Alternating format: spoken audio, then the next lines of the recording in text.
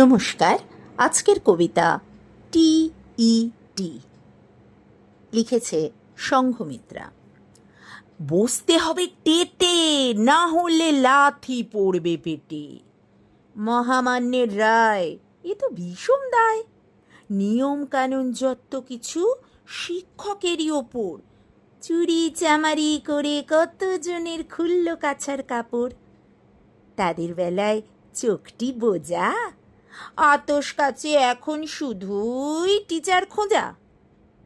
নিটের paper leak করে কে? দোষ হয় আর শোলার।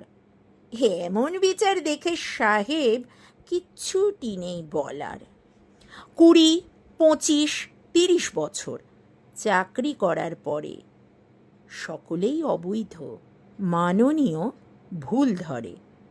মাননীয় বিচারপতি, আপনি পড়েছেন কার কাছে? খোঁজ নিয়ে দেখুন না প্লিজ, তার টেট আছে।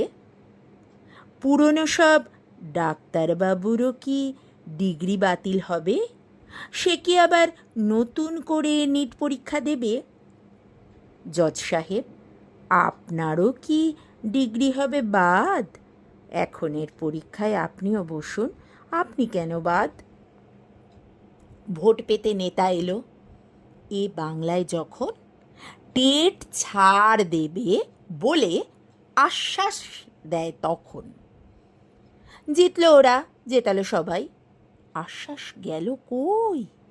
চেয়ার পেয়ে বিস্মৃত সব, কাড়ল সবার মই। 2 বছর আর 3 বছরের স্নাতক ছিল যারা, হঠাৎ করে বলতেই পারে সব অবৈধ ওরা। 4 বছরই আসল স্নাতক, ওরাই শুধু বৈধ। বাদ বাকিদের ডিগ্রি বাতিল, সব কটা অবৈধ। বলতে তো আর লাগে না টাকা, যা খুশি বলা যায়। যেমন প্রতিশ্রুতি দিয়ে পিছপা হটা যায়। বিএলও ধরো ওদের থেকে, পোলিং ডিউটি ধরাও, টাকায় টান পড়লে পরেই কায়দা করে তাড়াও। জনগণনা আসছে এবার, তখনও শিক্ষক, যার জন্য এরা খেটে মরে তারাই ভক্ষক। খেলার মাঝে খেলার নিয়ম পাল্টানো কি যায়? 20 বছর আগে কে জানতো এই টেট খায় না মাথায় লাগায়? এ অন্যায় রায়ে সরকারের মুখ কেন বন্ধ? শিক্ষকদের এ রায়ে ধ্বংস হতে পারে জীবন ছন্দ।